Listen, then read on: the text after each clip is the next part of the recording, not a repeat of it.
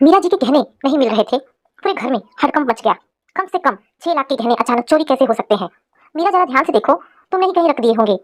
उनके पति विजय जी ने समझाया। मैं अभी इतनी भी बूढ़ी नहीं हुई हूँ कि गहने कहाँ रखे यह याद ना आए। जल्दी जल्दी में अपनी इसी अलमारी के ऊपर गहने रखकर माया को विदा करने नीचे चली गई थी। मुश्किल से 10 मिनट लगे होंगे और इतनी ही देर में गहने गायब हो गए, जैसे कोई नजर लगाए बैठा हुआ हो। भड़कते हुए मीरा ने कहा, मम्मी जी, कोई और पराया तो अब इस घर में बचा नहीं सिवाय मेरे भाई बहन के। सीधा कहिए ना कि आप उन पे जेवर चोरी करने का इल्जाम लगा रही हैं। कमरे के अंदर से आती नेहा ने सीधी बात की। बहू, मैं किसी पर इल्जाम नहीं लगा रही, मगर सच क्या है यह सामने आ ही गया। मैंने नहीं कहा कि तेरे भाई बहन ने गहने चुराए हैं, पर तू अपने मुंह से कह रही है। यदि ऐसा है तो फिर ठीक है, एक बार इनका सामान भी चेक कर लिया जाए तो गलत क्या है? मम्मी, ये कैसी बात कर रही हो आप? नेहा के भाई बहन ऐसा कर ही नहीं सकते। अजय ने विरोध किया। ठीक है, फिर मैंने ही चुरा लिए होंगे अपने गहने, या फिर इन पर आरोप लगाने के लिए जानबूझकर छिपा दिए होंगे। मीरा जी ने गुस्से में कहा।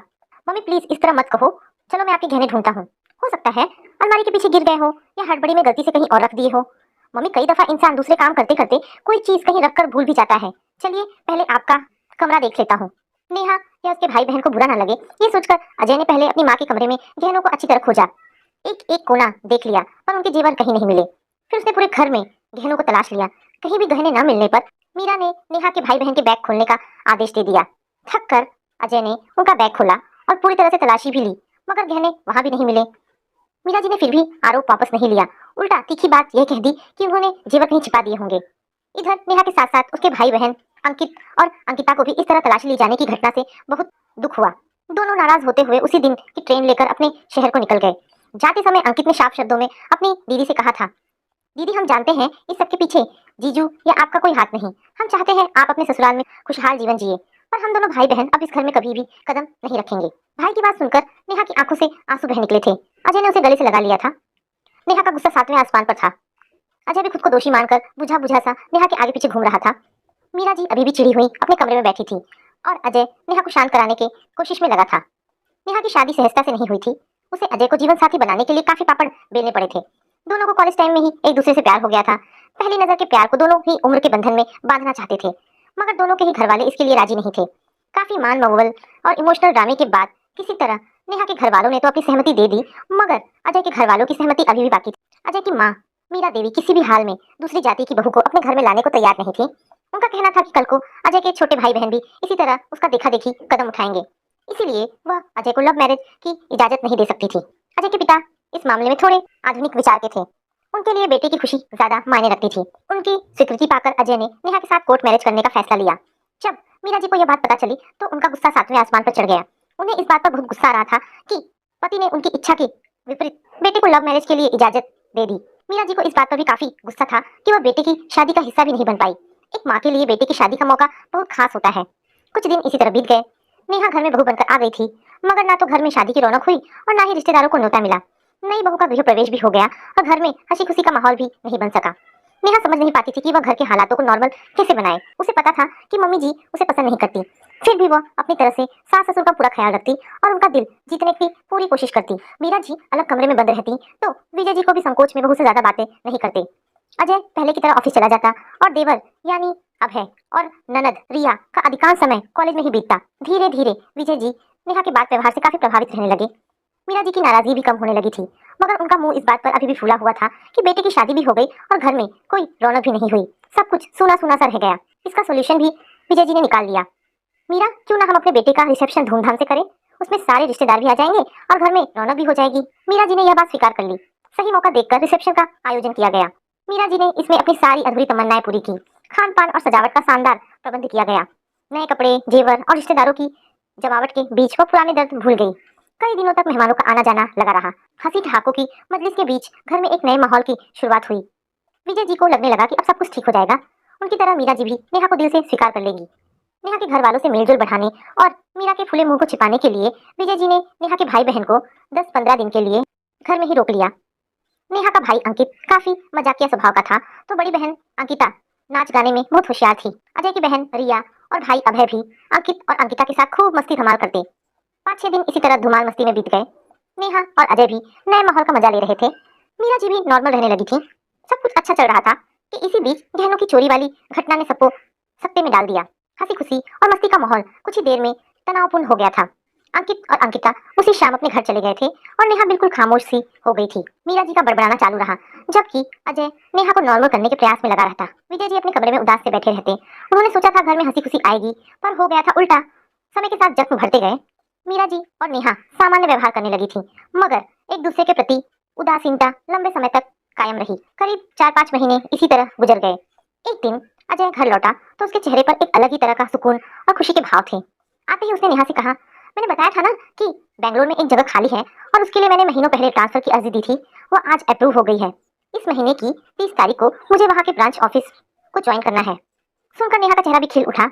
अजय ने अपनी माँ को यह बात बताई तो उन्होंने सवालिया नजरों से बेटे की तरफ देखा और फिर उदास होकर पलकें झुका ली। विजय जी भी उदास होकर अपने बेटे की तरफ देखा।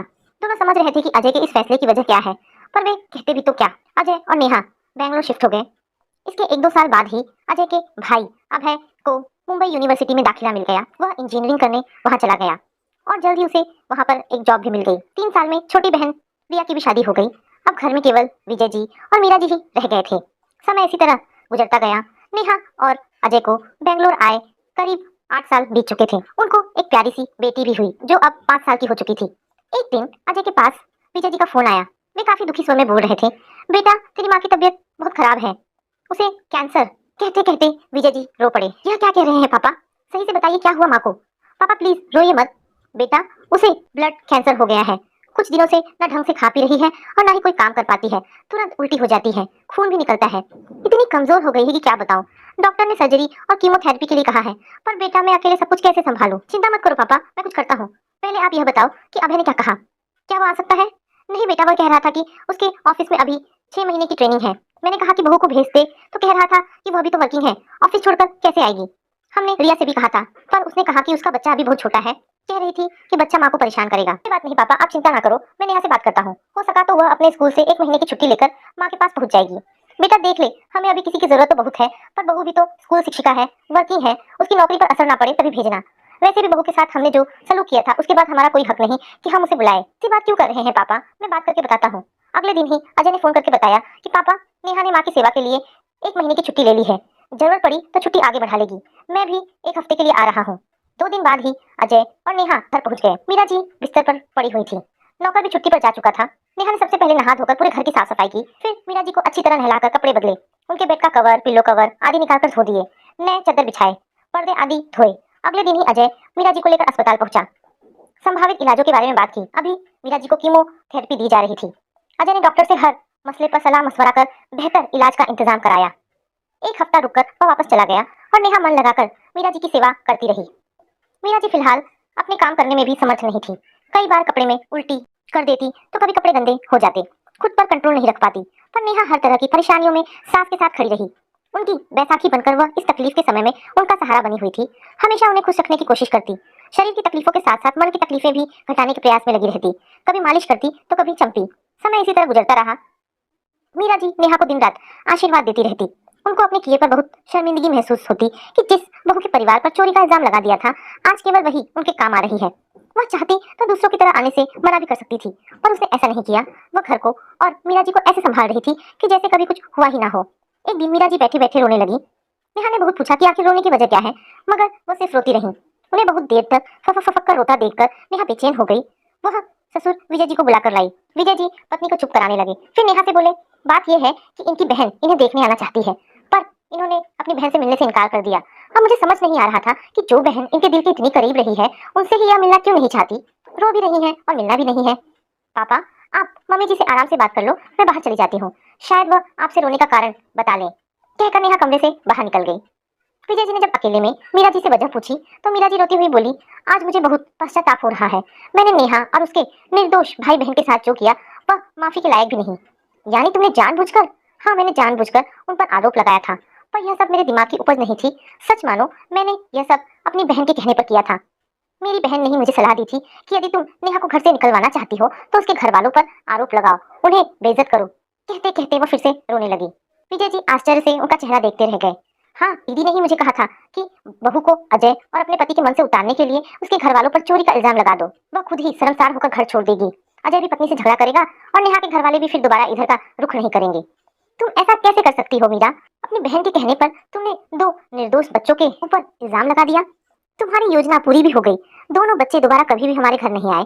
तुम नेहा को अजय और मेरे मन से उतारना चाहती थी, पर क्यों मीरा अपने बेटे की खुशियों की दुश्मन क्यों बनना चाहती थी? माना दीदी ने तुम्हें सलाह दी, पर खुद भी तो सोचना चाहिए था ना, विजय जी ने गुस्से में कहा। मीरा जी फूट फूट कर रोती हुई खुद को कोसने लगी, तो उनकी खराब हालत देखते हुए विजय जी ने जल्द बात खत्म की और उसे सीने से लगाकर कहा, जो हो गया उसे भूल जाओ मीरा, अब तुम्हारे आगे जो है उसे देखो।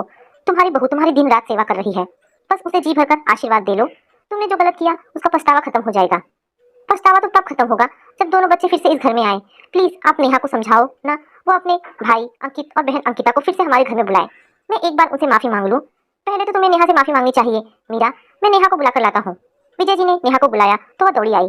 क्या हुआ पापा जी, तबीयत तो ठीक है ना मम्मी जी की? मीरा नेहा के दोनों हाथ पकड़कर सिर से लगाकर रोती हुई बोली, माफ कर दे बेटा, मैंने तेरे साथ बहुत गलत किया था, पर तू इस बुढ़िया के लिए अपनी नौकरी, अपना घर, अपने पति और बच्चे को छोड़कर यहाँ बैठी हुई है, सेवा में लगी हुई है।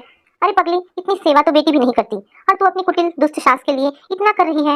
ऐसी सास जिसने कभी भी तुझे दिल से नहीं अपनाया, तेरे भाई बहन पर चोरी का इल्जाम लगा दिया। उस बुढ़िया के लिए तू इतना क्यों कर रही है मेरी बेटी? इस बुढ़िया को माफ कर दे। मम्मी जी आप यह क्या कह रही हैं? आप मेरी माँ जैसी है ना, आपकी तकलीफ में आपके काम आ सकूं यह तो मेरे लिए खुशी की बात है, पर आप इस तरह रो नहीं मम्मी जी, प्लीज आपकी तबीयत खराब हो जाएगी। माफी की कोई बात नहीं, आप मुझे बहू के रूप में देखना नहीं चाहती थी, इसी वजह से आपका यह रिएक्शन हुआ, पर मुझे पता है आप दिल की बहुत अच्छी हैं और पछतावा करने की कोई बात नहीं। मैं मानती हूँ मेरे भाई बहन के साथ आपने बहुत गलत किया था, आपको आरोप लगाना था तो मुझ पर लगाती, मगर मेरे भाई बहन ने तो किसी का कुछ भी नहीं बिगाड़ा था। नेहा ने उनके हाथों को सहलाते हुए कहा, इसी बात का तो पछतावा है मुझे मेरी बहू, मैंने तेरे साथ बहुत गलत किया, देख ले इस बात की सजा मिल रही है मुझे, बिस्तर पर आ गिरी हूँ। मम्मी जी ऐसा कुछ नहीं है, आप ठीक हो जाएंगी। बेटा अब मुझे इस पछतावे से मुक्ति तभी मिलेगी जब तेरे भाई बहन से हाथ जोड़कर माफी मांग लूंगी। मम्मी जी आप परेशान ना हो, मैं उसे बात करती हूँ। मेरी बहन तो हैदराबाद में है, वहीं शादी हुई है उसकी, इसलिए शायद वह नहीं आ सकेगी, पर भाई को बुलाने की पूरी कोशिश करती हूँ। कहकर नेहा ने फोन उठा लिया। उसने फोन पर अंकित को घर बुलाया तो उसने साफ मना कर दिया। दीदी आप तो जानती हो उस आरोप को मैं कितनी मुश्किल से अपने मन से दूर कर पाया हूँ। 20 साल की उम्र में चोरी का इल्जाम लग जाए, वो भी अपनी बहन के ससुराल में, तो बस एक यही इच्छा होती है कि कहीं जाकर डूब मरो। नहीं अंकित ऐसा नहीं सोचते, माफ कर दे उन्हें, उनकी तबीयत सही नहीं है बेटा। नेहा ने भाई को समझाने की कोशिश की, तब तक मीरा जी ने नेहा के हाथ से फोन ले लिया और अंकित के आगे खुद ही गिड़गिड़ाने लगी। बेटा अंकित प्लीज मान जा, इस बुढ़िया को माफ कर दे, मैं इस दुनिया से ही जाने वाली हूँ बेटा, बस अंतिम इच्छा पूरी कर दे, मुझे माफ कर दे, एक बार मेरे पास आ, मैं तेरे पैर छूकर माफी मांगना चाहती हूँ। कहते कहते मीरा जी फूट फूट कर रो पड़ी। अंकित का दिल पसीज गया। अरे नहीं आंटी जी, आप जैसा कहेंगी वैसा ही करूंगा, प्लीज डोंट वरी, मैं आ रहा हूँ, आप रोइए मत। अंकित की बात सुनकर रोते रोते मीरा जी के चेहरे पर सुकून के भाव खिल उठे। उन्होंने आंसू पोंछे और नेहा से बोली, नेहा बेटा अंकित आ रहा है, अंदर वाला कमरा साफ कर दे, वहीं ठहराऊंगी उसे और अपने हाथ से खाना बनाकर खिलाऊंगी। उसने मेरी बात मान ली। नेहा मीरा जी को देखकर मुस्कुरा उठी और उन्हें सहारा देकर बिस्तर पर लिटा दिया। आज मीरा जी के मन का एक भारी बोझ उतर गया था। तो दोस्तों ये कहानी यहाँ पर समाप्त होती है। आशा करती हूँ ये कहानी आपको पसंद आई होगी। अगर कहानी पसंद आई है तो प्लीज इसे लाइक एंड शेयर करें। धन्यवाद दोस्तों।